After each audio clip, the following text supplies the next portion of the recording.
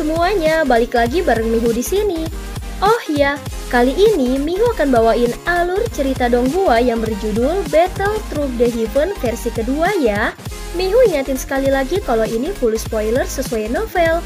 Tanpa lama-lama lagi, yuk langsung aja kita masuk ke alur ceritanya.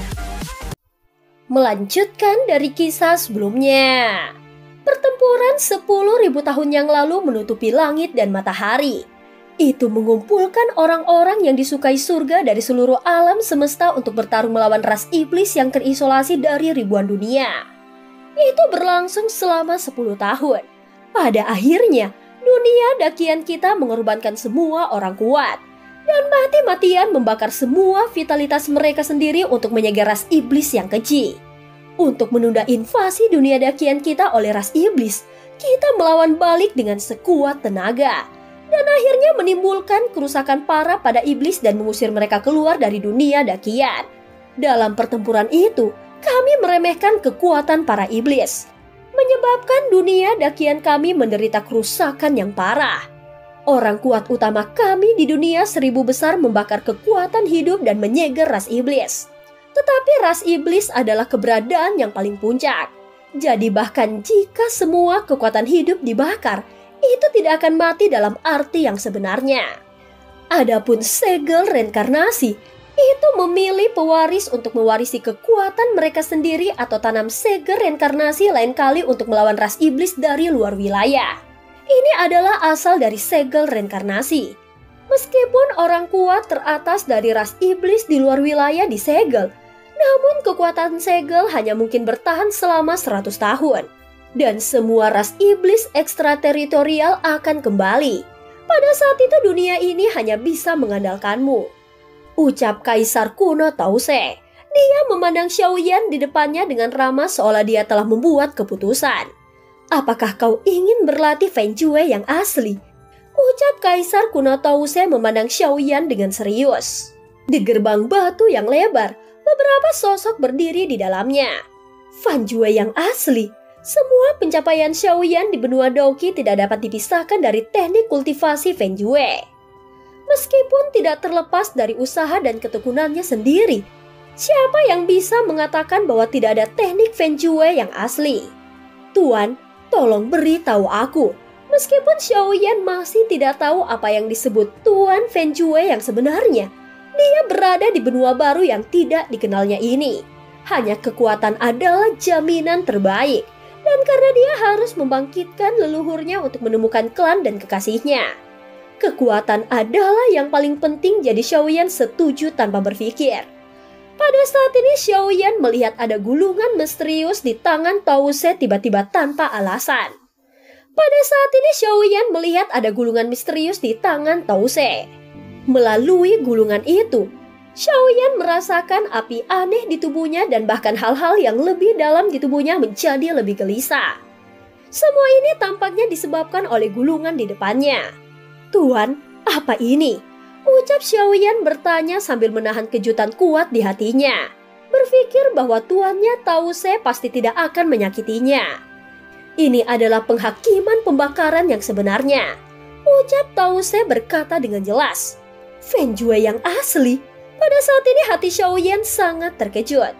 Ketika dia masih di benua Daoqi, jejak jiwanya yang tertinggal di benua Daoqi mengatakan bahwa dia bisa mencapai prestasi ini karena Feng Jue. Sekarang Kaisar Tause juga mengeluarkan gulungan lain yang disebut Burning Jue. Bagaimana mungkin Xiaoyan tidak terkejut? Tidak heran api aneh di tubuhku sangat gelisah. Tidak, seharusnya Feng Jue di bagian terdalam tubuhku lebih akurat. Pada saat ini Xiaoyan merasa bahwa Feng Jue di tubuhnya telah melihat ketika dia melihat Feng Jue di tangan. Xiaoyan merasa bahwa Feng Jue di tubuhnya telah melihat ketika dia melihat Feng Jue di tangan Kaisar kuno Tause. Dia merasa bahwa Feng Jue yang dia kembangkan seperti peta yang rusak. Dan tuannya tampaknya memiliki peta yang lengkap. Apakah itu terasa luar biasa? Ucap Kaisar kuno Tause menatap Xiaoyan sambil tersenyum. Seolah-olah setiap gerakan dan bahkan pikiran di dalam hatinya semua dilihat oleh Kaisar kuno Tause. Jejak jiwa yang tersisa di benua Daoqi tertinggal ketika kau baru saja dipromosikan menjadi Kaisar Dao. Kau hanya mewarisi kekuatan apiku, tetapi tidak mewarisi teknik kultivasi lengkap ini. Setelah 10.000 tahun, ingatan klon dan kognisi hanya dipertahankan sebelum kau dipromosikan menjadi Daudi. Dan karena sudah terlalu lama, jadi kau hanya tahu sedikit hal. Aku yang sekarang adalah kekuatan jiwa yang paling lengkap yang tersisa di dunia ini sebelum aku tertidur. Ucap Kaisar kuno Tause berkata perlahan kepada Xiaoyan. Apa yang Kaisar Tause katakan sangat jelas. Xiaoyan mengerti semuanya saat ini. Mengapa Tause terlihat ragu-ragu untuk berbicara ketika dia menerima warisan di istana gua Kaisar kuno Tause? Ternyata memang ingatannya tidak lengkap. Jejak avatar jiwa Kaisar Tause di gua kuno Kaisar kuno di benua Daoki hanya merekam ingatan Kaisar kuno Tause sendiri di benua Daoki. Jadi dia tidak mengungkapkan terlalu banyak kepada Xiaoyan saat itu. Pada saat itu karena tidak ada cara untuk membicarakannya. Lagi pula ingatannya tidak lengkap dan tidak ada cara untuk membicarakannya tanpa ingatan dunia baru. Setelah itu Kaisar kuno Tause menerobos benua Daoki dan memasuki dunia yang baru. Semua kenangan tidak disimpan pada avatar jiwa benua Daoki. Adapun Kaisar kuno Tause di depannya, itu ditinggalkan oleh Tause yang mengalami dunia baru. Tahu banyak rahasia yang tidak diketahui. Baiklah, cepat, datang dan rasakan keputusan yang membara di tanganku dengan hati-hati. Ucap Kaisar kuno Tause memandang murid di depannya sambil tersenyum. Menatap kosong pada gulungan hitam ilusi di tangan Kaisar Tause, Xiaoyan menjilat lidahnya dan berkata sambil tersenyum. Meskipun aku tidak tahu apa yang akan terjadi di masa depan, aku benar-benar bernasib denganmu. Setelah berbicara, Xiaoyan mengangkat senyum cerah di wajahnya yang lembut. Tanpa ragu-ragu, dia mengambil gulungan hitam di mata Kaisar Tause yang sedikit bergerak. Tepat ketika telapak tangan menyentuh gulungan itu, sensasi terbakar yang berapi-api datang dari telapak tangannya. Apa? Xiaoyan menatap Kaisar kuno Tause dengan bingung. Meskipun Xiaoyan sudah melahap beberapa jenis api aneh, suhu ini tidak masalah. Tetapi Xiaoyan takut sesuatu akan berubah. Jadi dia berbalik untuk melihat tuannya. Tenang, Feng Jue ini hanya memeriksa apakah ada api abnormal di tubuhmu. Karena Feng Jue yang asli, api abnormal adalah premis dasar kultivasi. Ucap Kaisar Tause. Dia jelas melihat ketidakpahaman Xiaoyan dan angkat bicara. Pada gulungan hitam api Jue, nyala api kecil terbang menuju tubuh Xiaoyan dengan kecepatan yang tinggi. Pada awalnya Xiaoyan merasa bahwa nyala api ini terbang di sekitar tubuhnya. Tetapi seiring berjalannya waktu, dia merasa hati-hati. Ketika api melayang ke nasi yang berisi api aneh di tubuhnya, dia menjadi diam. Pada saat ini rahasia di tubuhnya tanpa syarat menjadi jelas oleh sekelompok kecil api ini. Mengetahui situasinya, Xiaoyan tidak terburu-buru dan segera duduk dengan menyilangkan kakinya, membiarkan api menyergap tubuhnya. Pada saat ini api menghilang dari tubuh Xiaoyan setelah beberapa menit, dan kemudian adegan yang mencengangkan terjadi. Gulungan di tangan Xiaoyan tiba-tiba memancarkan cahaya yang menyilaukan, dan aura yang membuat Xiaoyan memberi hormat padanya, seolah-olah dunia dibayangi olehnya. Meledak dari gulungan itu, dan bahkan Kaisar kuno Tause dan Raja Naga Emas merasakan nafas dan sudut matanya sedikit basah. Lalu sebuah pesan muncul di benak Xiaoyan. Keputusan ini disebut Burning Jue. Ini dibagi menjadi 6 alam. Satu adalah Burning Jue membakar fondasi. Yang kedua adalah Burning Jue membakar jiwa. Yang ketiga adalah Burning Jue membakar tubuh. 4 adalah Burning Heaven. 5 adalah membakar bumi. 6 adalah membakar diri Tuhan menjadi dunia. Ini adalah praktik yang diciptakan oleh dewa dengan segenap kekuatannya. Dan itu adalah pekerjaan yang paling aku banggakan. Nilainya tidak terukur. Mereka yang mendapatkan latihan ini mencari kekayaan dan bahaya jejak surga dan jejak neraka. Semoga mereka yang ditakdirkan bisa mendapatkannya jika terjadi malapetaka. Itu dapat membantu dunia. Ingatlah itu. Sebuah suara panjang dan kuno perlahan muncul di benak Xiaoyan. Pada saat ini mata Xiaoyan menatap kehampaan di depannya. Karena yang disebut sebagai pendiri Feng Shui memiliki tanda yang sama di dahinya sekarang. Dan itu adalah tanda leluhur klan Xiao-nya. Aku yakin kau juga telah merasakan jejak tanda leluhur.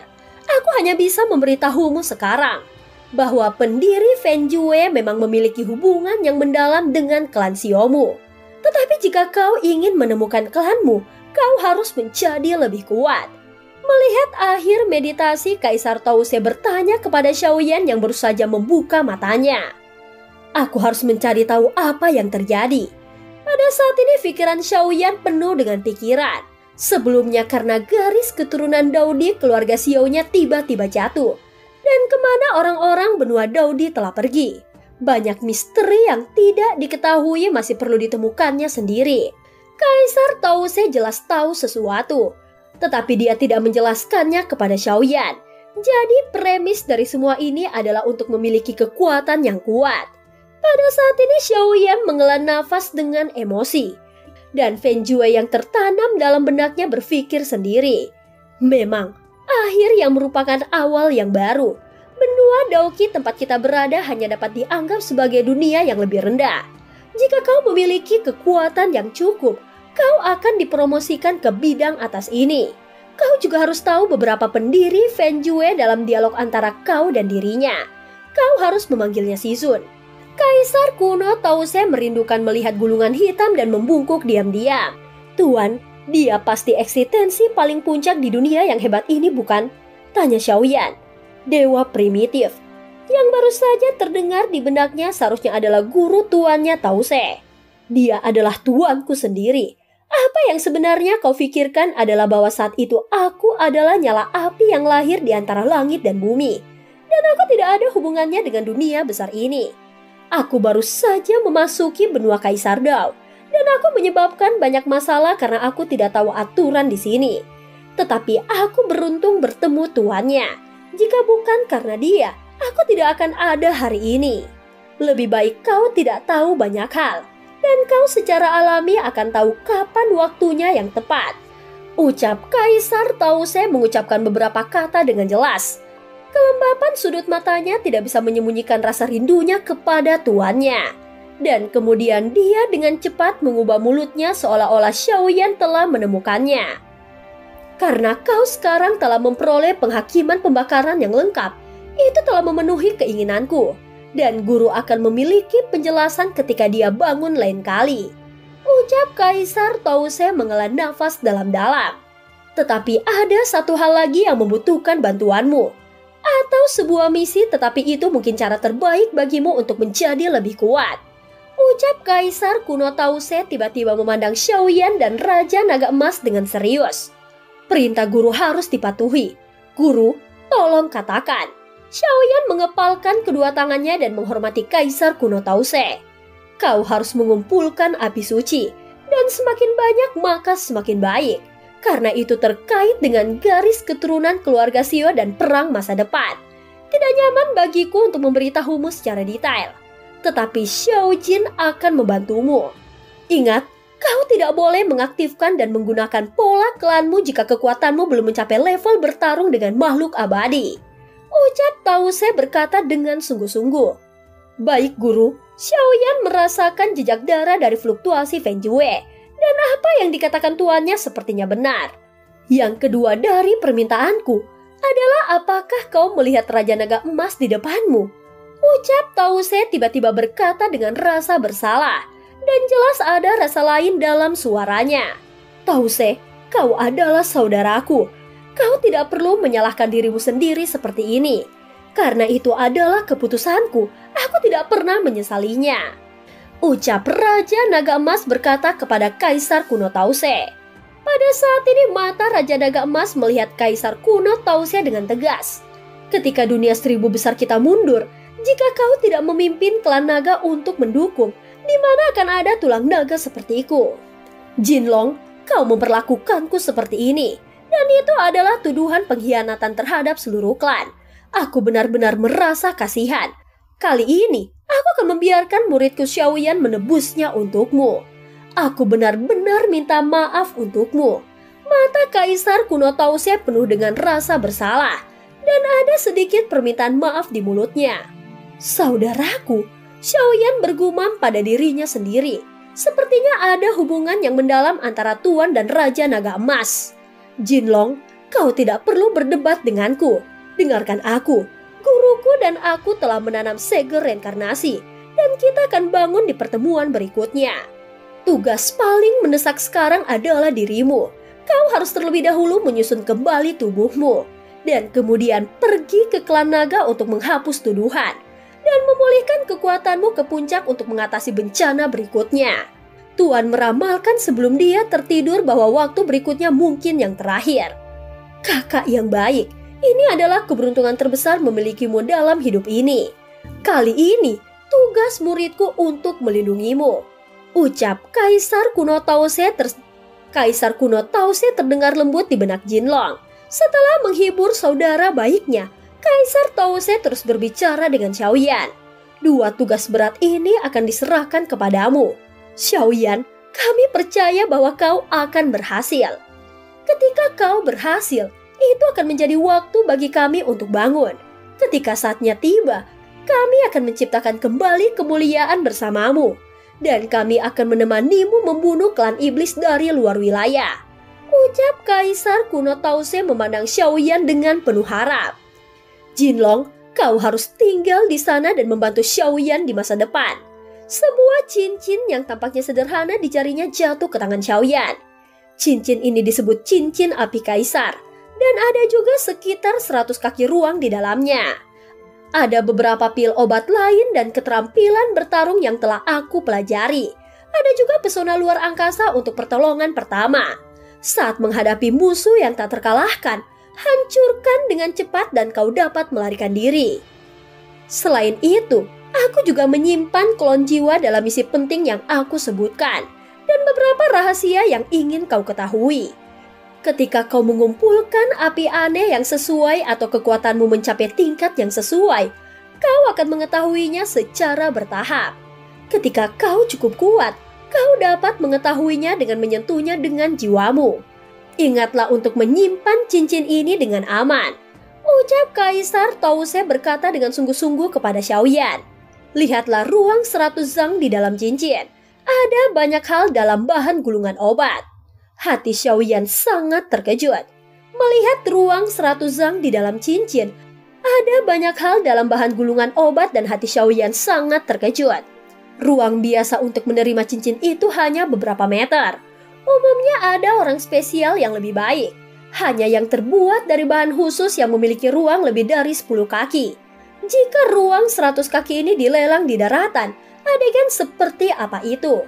Tentu saja Xiaoyan tidak benar-benar cukup bodoh untuk menjualnya. Kemudian Xiaoyan berkata dengan sungguh-sungguh, "Jangan khawatir Tuan, aku pasti akan melindungi cincin ini." Apa itu ras iblis? Tampaknya tuannya sendiri membenci orang-orang ini sampai ke intinya. Sosok hitam sebelumnya juga dianggap sebagai ras iblis. Kekuatannya sangat kuat. Xiaoyan bertanya pada dirinya sendiri berdasarkan kekuatannya saat ini. Mustahil untuk mengalahkannya, tetapi pertahanan diri bukanlah masalah. Kau masih muda untuk memiliki potensi tak terbatas. Tuanku dan aku sama-sama percaya padamu. Misiku dapat dianggap telah selesai. Jiwa ini harus menghilang. Pada saat ini jiwa ilusi Kaisar Tause perlahan berubah menjadi bintang. Perpisahan dengan hormat kepada tuannya, Xiaoyan dengan sungguh-sungguh bersujud 3 kali di tempat avatar jiwa Kaisar kuno Tause yang menghilang. Dan Jinlong melihat jiwa Kaisar kuno Tause yang menghilang dan bergumam pada dirinya sendiri. Kalau begitu, kau menungguku dan aku juga akan menambahkan sentuhan berat ke dunia ini. Setelah waktu yang lama, Xiaoyan yang pertama bereaksi mengepalkan tinjunya ke arah Jinlong dan berkata, "Senior, aku tidak tahu apa yang harus kita lakukan sekarang. Aku saudara tuanmu. Aku memiliki yang termuda dan senior. Aku dipanggil Shizu." Jiwa naga emas di depannya mengeluh kepada Xiaoyan. "Ya, itu bagus." Dia tersenyum dan masuk ke cincin di tangan Xiaoyan. "Aku percaya bahwa Tause juga baru saja memberitahumu bahwa metode budidaya Feng Jue yang sebenarnya telah dicatat dalam pikiranmu. Sekarang aku akan memberitahumu bahwa keluarga naga kami adalah raksasa di dunia ini. Jika kau memiliki kesempatan di masa depan, kau secara alami akan tahu bahwa aku belum pernah ke benua Dauki dari duniamu yang lebih rendah. Tetapi aku mendengar Tause mengatakan bahwa duniamu yang lebih rendah menyebutkan api yang tidak biasa, api yang berbeda. Sebutan api aneh yang lahir antara langit dan bumi ini sebagai api suci. Ucap Raja Naga Emas di cincin dan berkata kepada Xiaoyan, "Aku tidak tahu apa bedanya dengan api anehku." Xiaoyan mendengar apa yang Raja Naga Emas katakan dan selalu merasa ada sedikit perbedaan di antara keduanya. Ya, ada perbedaan antara keduanya. Yang disebut api luar biasa adalah api biasa, yang sebagian besar tidak memiliki kecerdasan terlalu tinggi. Selama mereka dapat menahan kekuatan kekerasannya, mereka dapat ditundukkan. Tetapi api suci berbeda. Mereka telah dikultivasikan untuk melahirkan kebijaksanaan yang tidak kalah dengan manusia. Dan bahkan api suci yang kuat telah memantapkan dirinya sebagai penguasa dunia. Ketika Xiaoyan mendengarkan Raja Naga, dan mau tidak mau merasa sedikit khawatir. Bisakah api suci yang begitu kuat bisa ditelan? Tanya Xiaoyan. Tapi sebenarnya tidak sulit untuk menaklukkan mereka. Ucap Raja Naga Emas tersenyum dan dengan jelas melihat kekhawatiran Xiaoyan. Semakin kuat kekuatannya, maka akan semakin mahal harganya. Karena sanksi surga dan bumi kita memiliki kesempatan. Tahukah kamu, setiap monster atau ras monster atau api yang lahir dari langit dan bumi memiliki panjang. Tetapi langit dan bumi tidak mengizinkan keberadaan supernatural seperti itu. Jadi mereka membuat aturan bagi kita untuk menembus perbudakan kita sendiri setiap 100.000 tahun. Pembaptisan kutukan ilahi dan menerobos jalan ke-10 untuk melampaui segalanya. Yang disebut baptisan adalah 10 kematian dan tidak ada kehidupan. Saat itu ketika aku masih muda dan sembrono, aku menyadari betapa mengerikannya ketika aku menerobos kutukan tertentu. Saat itu aku pikir itu nyata kematianku. Ucap Raja Naga Emas mengingat, ada 36 spesies dalam daftar api suci. Mereka tersebar di seluruh dunia. Orang biasa hanya tahu bahwa itu dapat ditelan sebagai asisten untuk memperbaiki pil obat. Tetapi mereka tidak tahu bahwa itu adalah musuh ras iblis yang keji. 36 jenis api suci sesuai dengan 36 ras iblis di wilayah luar. Dan keberadaan setiap sumber api adalah keberadaan yang dapat sepenuhnya menekan kekuatan ras iblis di wilayah luar. Perang 10.000 tahun yang lalu justru karena api suci. Di dunia 1000 besar kita telah memberi kita bantuan yang luar biasa. Di antara mereka, 3 api suci teratas semuanya telah jatuh ke dalam reinkarnasi dan telah tertidur. Kau tahu begitu banyak, dan aku akan secara alami menjelaskannya kepadamu ketika kau menemukannya. Ucap Raja Naga Emas berkata dengan sungguh-sungguh. Ayo pergi, kita harus pergi juga.